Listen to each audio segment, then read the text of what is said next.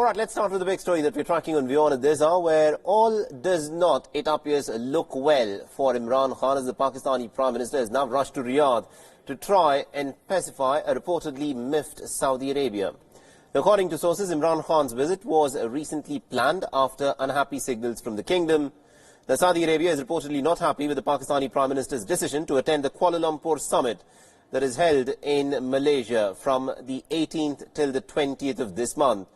Now, remember, the plan for the summit was finalized during a trilateral meeting involving Turkey, Pakistan and Malaysia. And during the visit, the three nations had also decided to start a channel that would highlight issues of Islamophobia and also the problems of Muslims. But why does Saudi Arabia have a problem with this summit? Now, the Saudis are seeing this summit in Kuala Lumpur as an attempt to present an alternative to the Jeddah-based Organization of Islamic Cooperation. Now, the OIC functions under the de facto leadership of the Saudis, and Imran Khan had visited Riyadh for a day and had departed a while ago. While the official release says that it is for bilateral engagement, there are reports which indicate this is to reassure the kingdom's leadership that ties between Pakistan and Saudi Arabia remain on firm footing. Now, earlier this week, Foreign Minister Shah Mahmood Qureshi had also visited Saudi Arabia. Imran Khan has visited the kingdom at least 3 times since the month of May this year. Remember, the Pakistani Prime Minister even went to the 74th UNGA summit to New York in the Saudi Crown Prince's private jet. But he returned back on a commercial flight.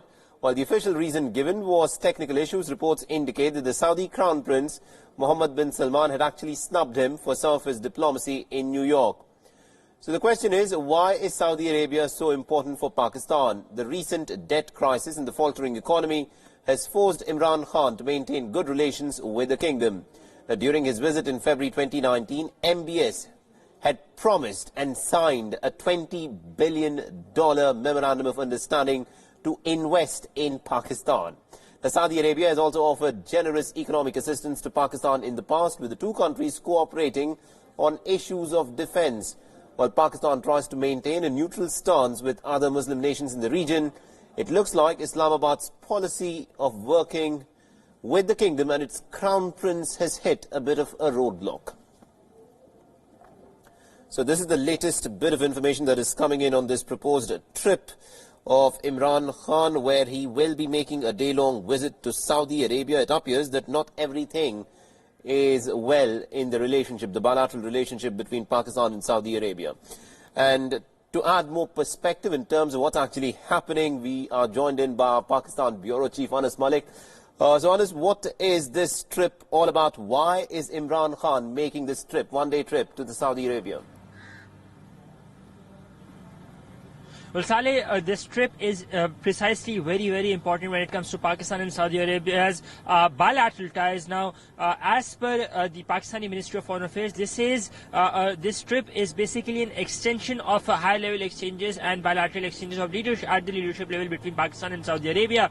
But what sources within the Arab government indicate, the Arab sources indicate that all is not well between Riyadh and Islamabad, with the Riyadh being slightly put off by this move on Pakistan's end, that it would be participating in the KL summit, because remember, this trilateral mechanism that had been formed during the United Nations General Assembly session earlier in September, that was between Pakistan, Turkey and Malaysia.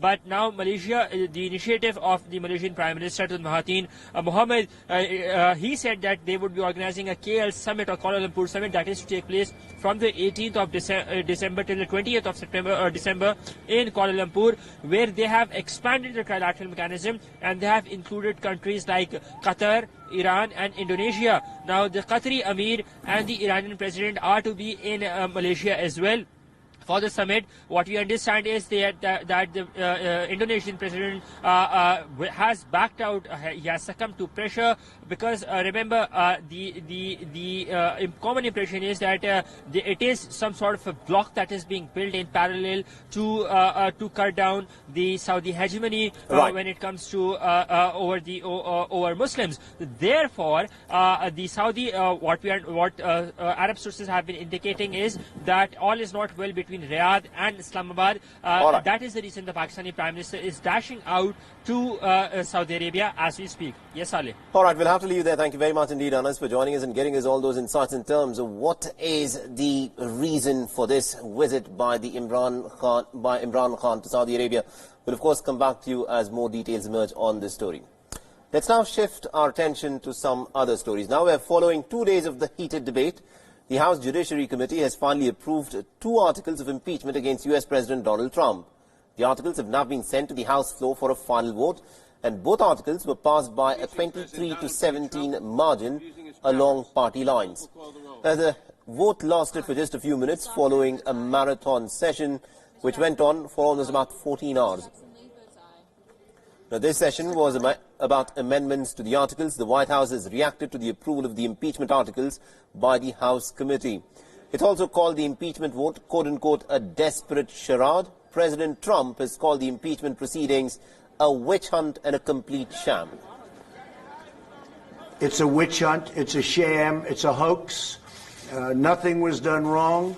Zero was done wrong. I think it's a horrible thing to be using the tool of impeachment, which is supposed to be used in an emergency, and it would seem many, many, many years apart, to be using this for a perfect phone call where the president of that country said there was no pressure whatsoever, didn't even know what we were talking about. Now, US President Donald Trump also took to Twitter saying that the Democrats have now become a party of hate and are bad for the country. Now, earlier, the Judiciary Committee had drafted 2 articles of impeachment against Donald Trump. The first is about abuse of power and focuses on the facts of the Ukrainian scandal.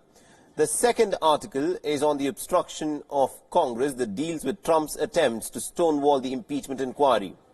Now, the committee's vote to approve the 2 articles of impeachment tees up a House floor vote next week that would make Trump the 3rd president in US history if he were to be impeached.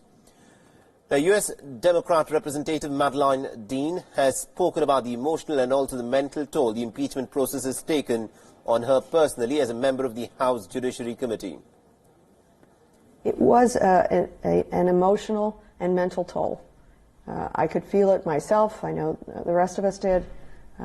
And that really was sort of the apex of weeks and months of both an emotional and mental intellectual toll.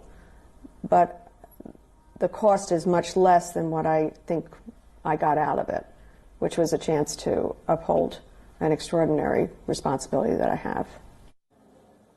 Thank them for participating. Now, in the short term, the Republican strategy of stonewalling and also counter-accusations could pay off. The votes on impeachment on the floor of the House and removal in the Senate will almost certainly break along uniform party lines, making it easier for the Republicans to portray the process as entirely driven by partisanship.